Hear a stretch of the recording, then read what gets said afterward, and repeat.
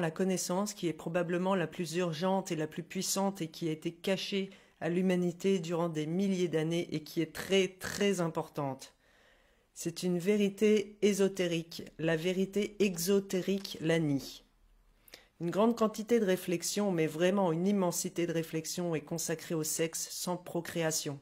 Connaissez-vous la chimie sexuelle? Il y a 33 vertèbres dans votre colonne vertébrale. Il y a 33 années dans la vie de Jésus-Christ. La substance qui vient de votre moelle, qui en gros ressemble vraiment à l'arche d'alliance, a des ailes d'ange autour d'elle. Cette substance vient de votre moelle, se déplace en descendant le long de votre colonne vers le sacrum, ce qui correspond au Christ descendant sur terre sous forme humaine. Et si vous ne gaspillez pas cette essence sexuelle, elle va remonter et retourner au paradis. Et c'est votre travail. C'est aussi l'histoire du Père Noël. Pourquoi descend-il par la cheminée? C'est parce que ce jus ou cette substance franchit ce qu'on appelle le claustrum. C'est pour ça qu'il s'appelle Santa Claus. Donc ça descend et ça remonte par la cheminée.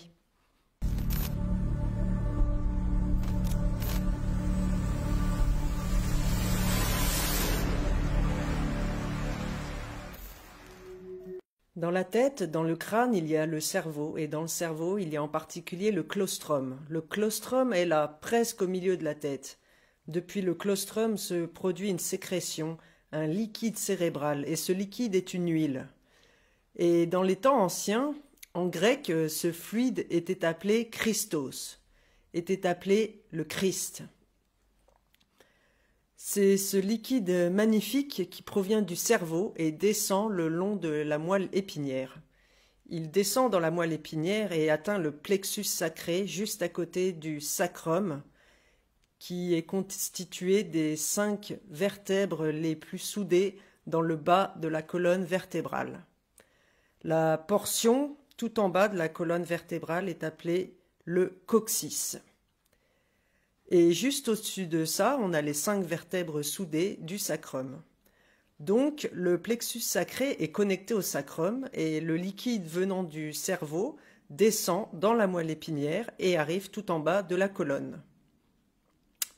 Maintenant, le claustrum est aussi appelé le claustrum sacré, tout simplement grâce à cette huile magnifique, ce Christos qui est produit et sécrété. Vous voyez, le mot sacré vient de sécrétion, car cette sécrétion est un secret.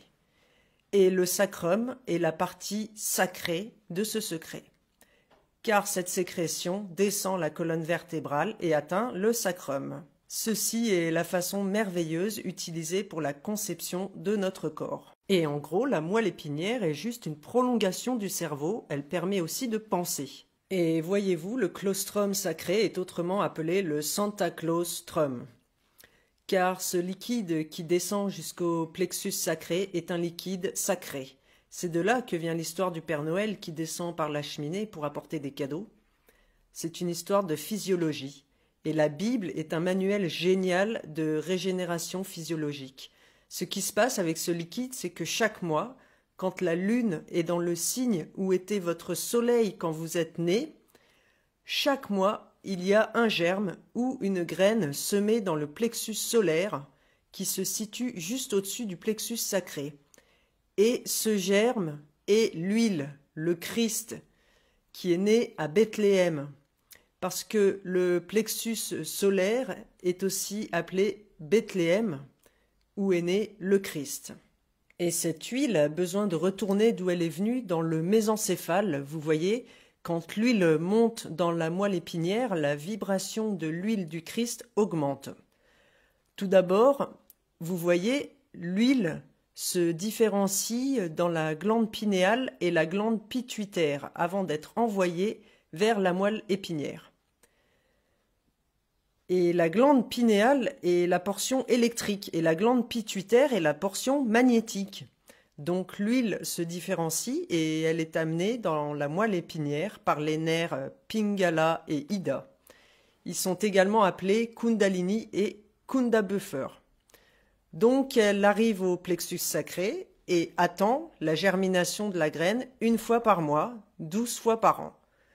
Et si on est capable de transmuter cette graine et lui permettre de s'élever, car elle s'élève dans la moelle épinière, elle atteint finalement le bulbe rachidien et le pont et le mésencéphale, et elle traverse le nerf vague, autrement appelé nerf pneumogastrique. C'est un nerf qui descend de la région du cerveau, depuis les glandes pinéales et pituitaires respectivement, et il nourrit les poumons et l'estomac. C'est un réseau de nerfs. Et ce réseau de nerfs est appelé l'arbre de vie. Et voyez-vous, les anciens savaient que cette graine née à Bethléem est une fois par mois le Christ, et si on s'abstient de rapports sexuels durant cette période, cette huile égrène serait sauvée, et elle s'élèverait et elle éclaterait à travers le chakra du cœur, à travers le chakra de la gorge. Et finalement, l'huile arriverait avec sa vibration plus haute, parce qu'en bas, l'huile a un taux vibratoire très bas. Cependant, avec les pratiques appropriées, méditation, respiration, une bonne alimentation et un bon comportement pacifique, on est capable d'élever ce Christ, cette huile, de telle façon qu'elle traverse le nerf vague en haut de la colonne vertébrale, des 33 vertèbres de la colonne vertébrale. Vous voyez, tout comme le Christ est crucifié à l'âge de 33 ans. Lorsque l'huile arrive tout en haut, le thalamus optique attend là-haut. C'est un organe en forme d'œuf, au milieu de la tête. Lorsqu'elle traverse ce nerf pneumogastrique, on appelle cela la crucifixion. L'huile n'est pas éliminée et détruite, mais elle est amplifiée 1000 fois et l'huile touche alors le thalamus optique et durant 2 jours et demi, elle reste dans une condition qui est qualifiée de morte, qui est considérée comme morte, et ensuite elle atteint la glande pinéale après 2 jours et demi et illumine le thalamus optique et la glande pinéale.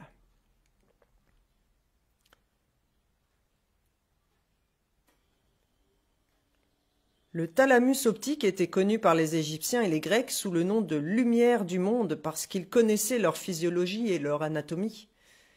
Et ils savaient que cette huile précieuse qui descendait depuis le claustrum, depuis le cerveau, se différenciait dans les glandes pinéales et pituitaires et descendait dans la moelle épinière. Ils savaient qu'à terme elle remonterait et que la partie éclairée de l'humanité était capable de faire monter cette huile christique. Ainsi, elle monterait vers le thalamus optique pour qu'il soit éclairé. Ce qu'il se passe ensuite, c'est que des millions de cellules cérébrales qui étaient inactives sont maintenant réveillées. Et voyez-vous, il existe des pratiques et des choses qui sont très très néfastes pour cette huile. Par exemple, la suralimentation et l'alcool et le sexe pratiqués au mauvais moment.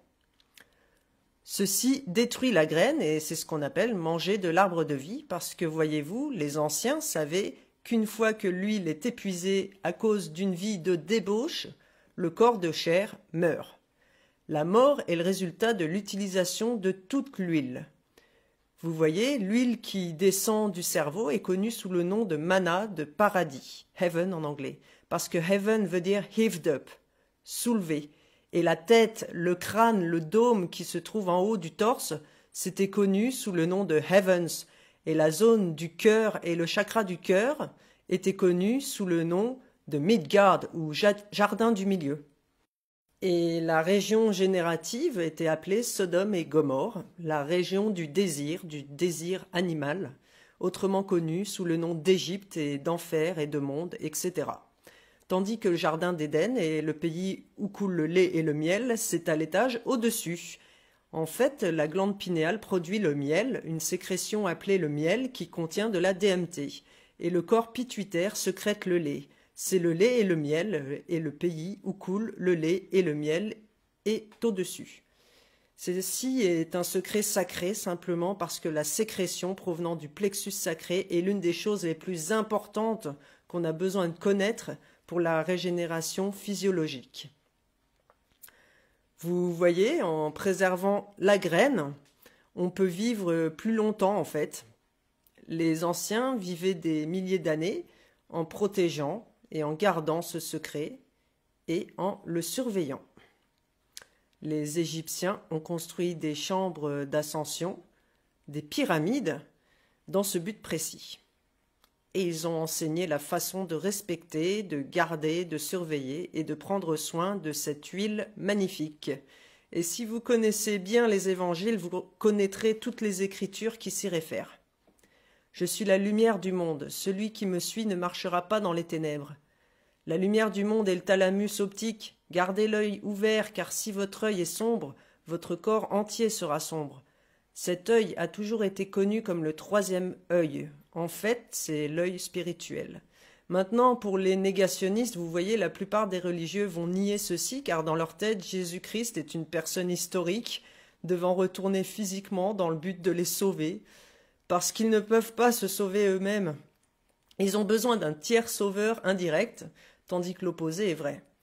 Et c'est ce dont le soi-disant apôtre Paul parlait quand il faisait référence au secret sacré du Christ à l'intérieur, du Christ qui demeure en dedans, car le royaume de Dieu est au-dedans de vous, pas à l'extérieur.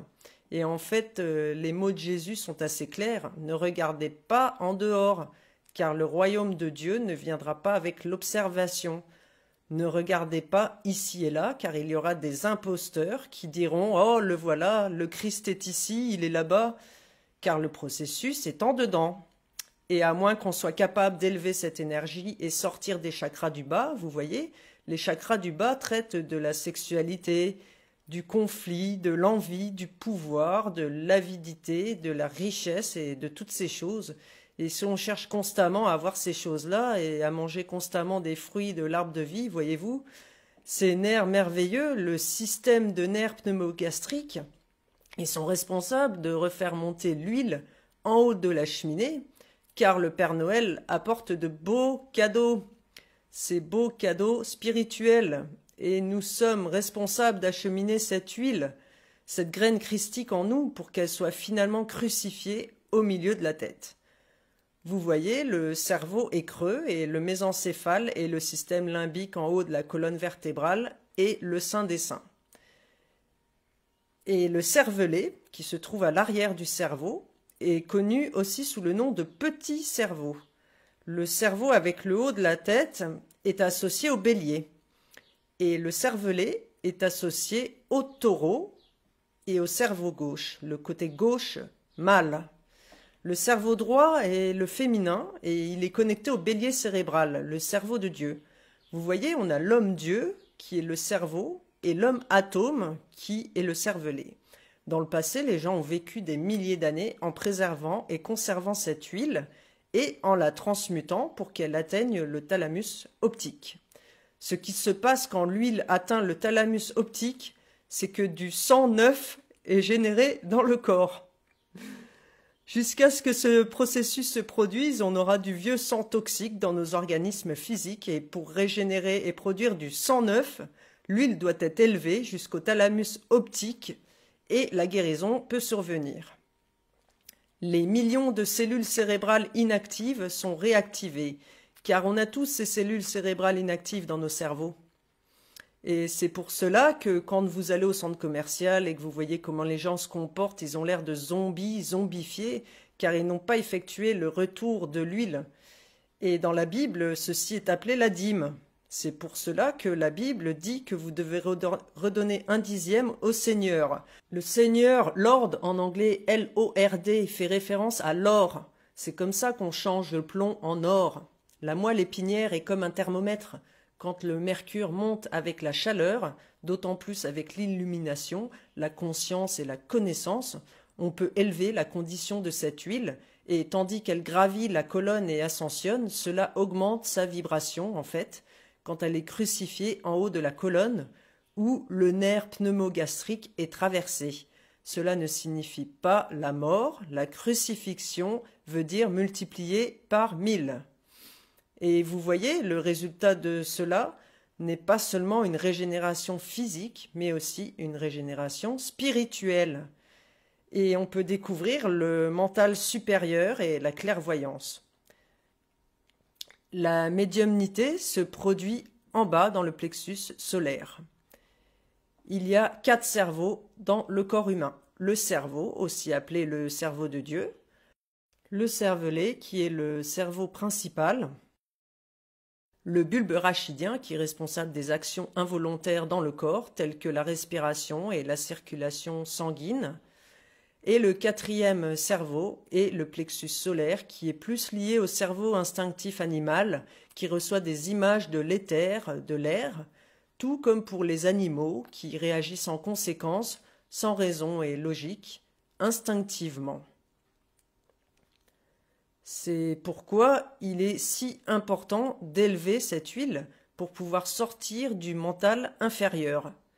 Le mental inférieur est le plexus solaire et pourri avec les problèmes. Les élites connaissent ce secret, ils l'ont détruit car ils ont poursuivi les soi-disant hérétiques, rebelles et non-croyants qui ont enseigné la véritable histoire du Christ en nous et du processus d'ascension en nous. L'ascension est en nous. On ascensionne vers le paradis, la région soulevée, le dôme du cerveau.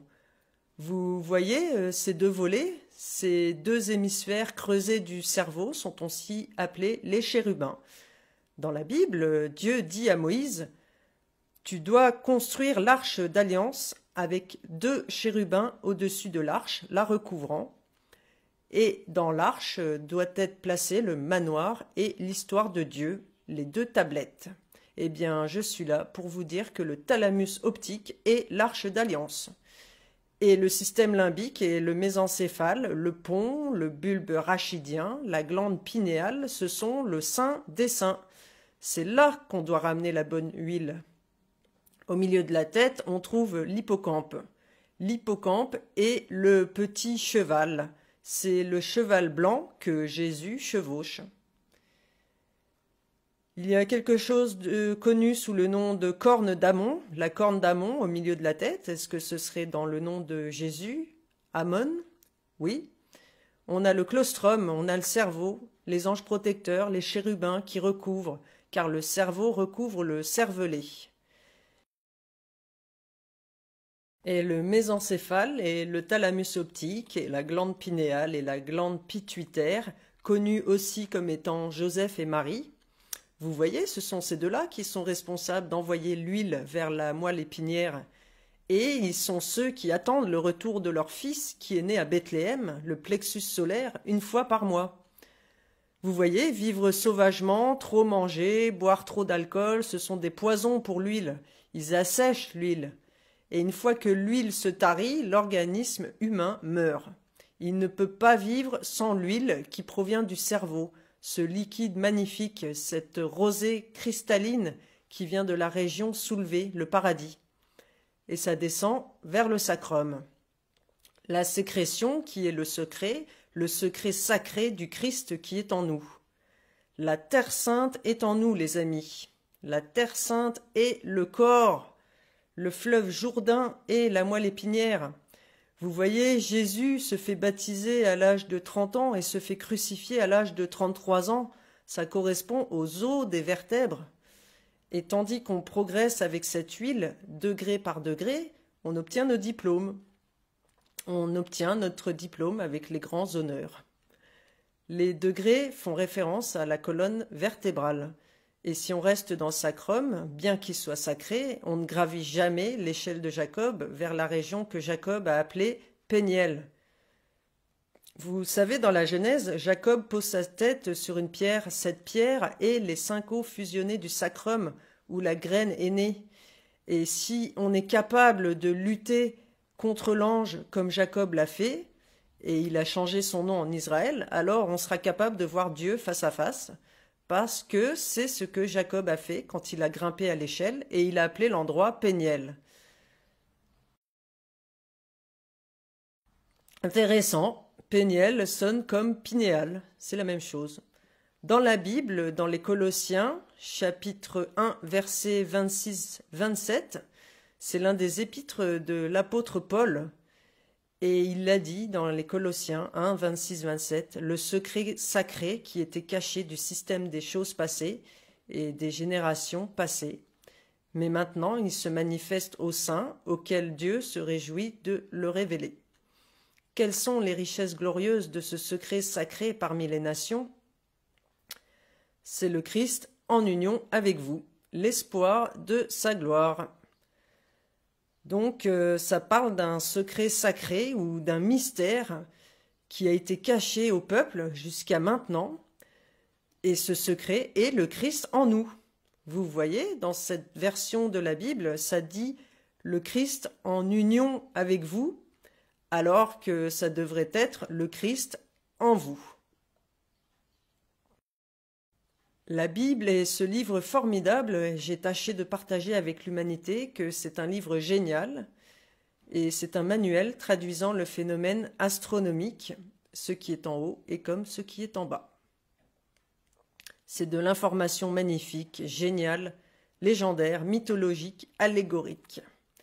Et en fait, l'apôtre Paul, dans les Galates, chapitre 4, verset 25, dit que les histoires de la Bible sont des allégories pour des enseignements plus importants. Maintenant, le Christ en nous, qu'est-ce que c'est? Eh bien, vous voyez, la création du corps humain est l'une des plus belles créations dans l'univers. On a un cerveau merveilleux, un cœur, on a un système générateur, un système limbique, un système nerveux, des tissus musculaires et squelettiques, un système lymphatique. C'est quand même un organisme exceptionnel. C'est d'un grand raffinement.